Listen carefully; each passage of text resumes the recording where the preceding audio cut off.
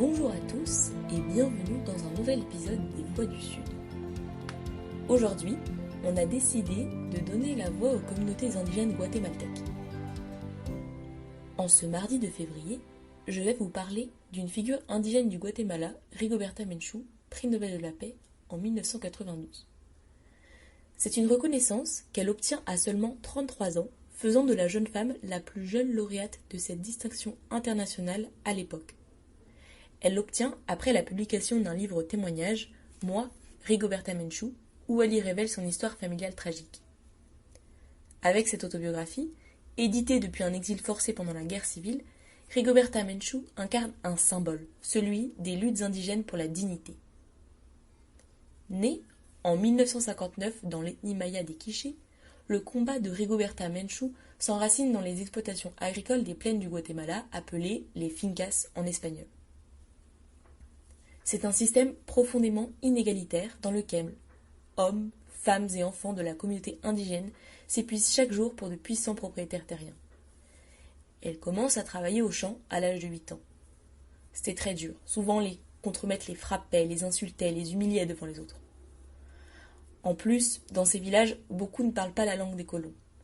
Et Rigoberta Menchú comprend très tôt qu'il y a là l'exploitation de son peuple. Et donc, à l'âge de 16 ans, elle décide de partir pour la capitale, Guatemala City, le territoire des Ladinos. Ce sont eux qui détiennent le pouvoir politique et économique. Pour apprendre l'espagnol, Rigoberta Menchú accepte une autre forme d'exploitation et se fait engager comme domestique dans une maison de la petite bourgeoisie citadine. Elle y rencontre Lydia, une autre indigène, servante comme elle, qui va faire basculer sa conscience humaniste. Rigoberta raconte que lorsque Lydia tombe enceinte du fils du patron, on l'oblige à avorter. Et Lydia en a beaucoup souffert après avoir subi un avortement par césarienne et l'extraction de son utérus. Et puis, les propriétaires l'ont ensuite renvoyée chez elle sans la payer pour son travail. Voilà, c'est comme ça que Rigoberta Menchú est devenue rebelle. Elle n'avait plus peur de dénoncer les atrocités de toutes ces femmes domestiques exploitées. Dans cette deuxième moitié des années 70, le Guatemala vit les heures terribles d'une guerre civile particulièrement sanglante. Dépossédés de leurs terres, les paysans s'engagent en masse dans une guérilla révolutionnaire sévèrement réprimée par le pouvoir. Parmi eux, le père de Rigoberta Menchú. Rigoberta Menchú raconte que le gouvernement les accusait d'être communistes et de semer la mauvaise zizanie. Les militaires disaient qu'ils avaient tous les types d'armes pour les tuer, mais c'était pour installer la terreur dans le peuple et pour que personne ne parle. Mais malgré les menaces, la famille Menchú manifestait pour de meilleures conditions de travail dans les champs, tous les mois devant le Palais national, siège du pouvoir dictatorial. Une place, aujourd'hui devenue symbole des luttes indigènes où ont toujours lieu des manifestations. Sur cette place, beaucoup d'opposants ont été assassinés par les militaires pendant les manifestations. Cette horreur, elle en fait l'expérience le 31 janvier 1980. Le père de Rigoberta Menchú, venu occuper pacifiquement l'ambassade d'Espagne pour sensibiliser la communauté internationale au sort de son peuple, meurt dans l'incendie provoqué par la junte militaire comme 37 autres manifestants. Et 2 mois plus tard, la mère de Rigoberta Menchú est séquestrée. Elle ne la reverra plus jamais. Elle est alors poussée à l'exil et c'est depuis la France qu'elle témoigne de son histoire et des souffrances de son peuple martyrisé au fil des siècles.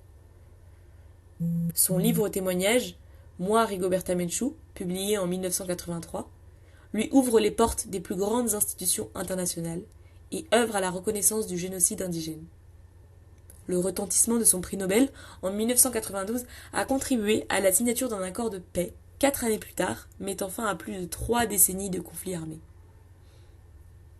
Dans les montagnes du Guatemala, où près de 45 000 indigènes ont disparu pendant la guerre civile, les mots de Rigoberta Menchú ont eu l'effet d'une thérapie. Elle a rompu le silence et libéré la parole pour dénoncer et exiger la justice. Elle se présenta 2 fois, en 2007 et en 2011, au présidentiel du Guatemala. Elle créa le parti politique WINAC qui représente les communautés autochtones du pays. Elle ne récolta que 3% des voix en 2007 et en 2011. Malgré cet échec, Rigoberta Menchú s'impose comme une figure emblématique dans la défense des peuples autochtones. Elle voyage toujours à l'heure actuelle à travers le monde pour parler de son vécu et toujours vêtue du fameux costume traditionnel quiché. Merci d'avoir écouté ce nouvel épisode des Voix du Sud. On espère qu'il vous aura plu et à très bientôt.